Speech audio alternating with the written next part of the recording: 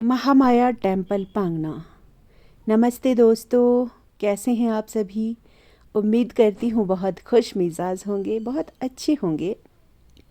तो आइए आज आपको दर्शन करवाते हैं एक बेहद ही रहस्यमयी, ऐतिहासिक और प्राचीन मंदिर के।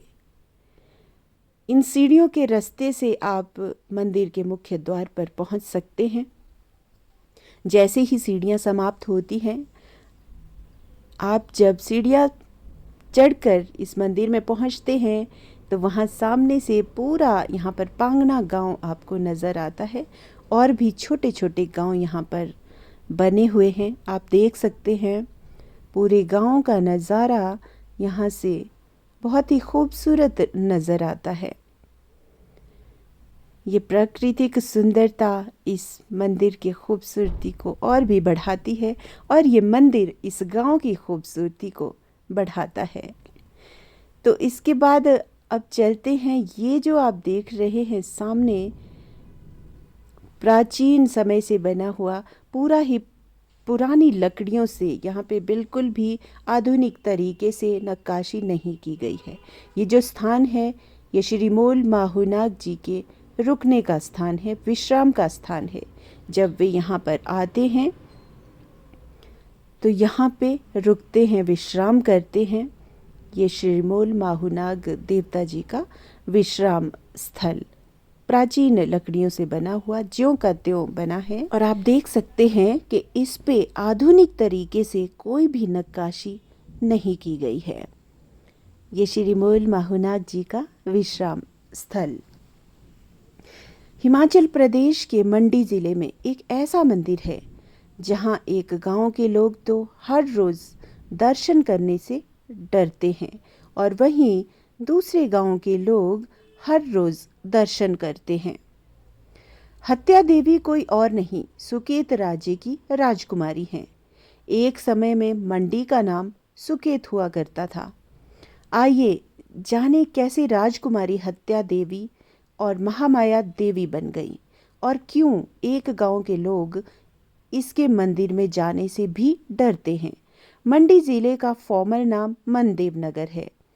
एक समय में ये जिला सुकेत नाम का राज्य था। इस राज्य के राजा थे महाराज रामसेन। राज्य की राजकुमारी और राजा रामसेन की बेटी चंद्रावती अक्सर महल के प्रांगण में अपनी सखियों के साथ खेला करती थी। सर्दियों के मौसम में एक बार राजकुमारी अपनी सहेलियों के साथ महल में खेल रही थी। उनकी एक सहेली ने पुरुष का वेश बनाया और बाकी सहेलियां अटखेलियां करने लगी। तभी राज्य के पुरोहित जी वहां से गुजरे। इस दौरान उनकी नज़र लड़के का वेश धारण की हुई लड़की पर पड़ी और उसे वाकई पुरुष समझ बैठे। उन्होंने वहां जाकर राजा से राजकुमारी की शिकायत कर दी। इस पर राजा क्रोधित हो गए और उन्होंने राजकुमारी को तुरंत अपनी शीतकालीन राजधानी पांगना भेज दिया। खुद पर लगे आरोप और अपनी बात रखने का अवसर न मिलने के कारण राजकुमारी बहुत दुखी थी। उन्होंने विषैले बीज खाकर अपनी जीवन लीला समाप्त कर ली। उसी रात वो अपने पिता राजा रामसेन के सपने में आई और बोली, मेरे मृत शरीर को महामाया देवी कोटी मंदिर पांगना के परिसर में गाड़ देना। फिर 6 महीने बाद खुदाई करके मेरे शरीर को वापस निकालना। अगर मैं पवित्र हूँ तो मेरा शरीर पूरी तरह सुरक्षित रहेगा और अगर मैं पवित्र नहीं हूँ तो मेरा शरीर सड़ जाएगा।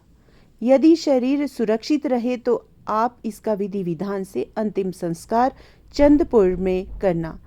मान्यता है कि सपना पूरा होते ही राजा की घबराहट में आंखें खुल गई। उन्होंने तुरंत सैनिकों को भेजकर पुरोहित जी और राज्य के अन्य ज्योतिषियों को बुलाया। राजा ने उन्हें अपने सपने के बारे में बताया। इस पर सभी ने राजा को सलाह दी कि वो तुरंत पांगना के लिए प्रस्थान करे। वहां पहुंचने पर राजा को सूचना मिली कि राजकुमारी ने सील पर पीसे हुए विषैले बीज खाकर आत्महत्या कर ली है। राजा बहुत दुखी हुए, लेकिन अपनी पुत्री की इच्छानुसार उन्होंने राजकुमारी का शव महामाया मंदिर में इस पेड़ के नीचे परिसर में ही दफना दिया।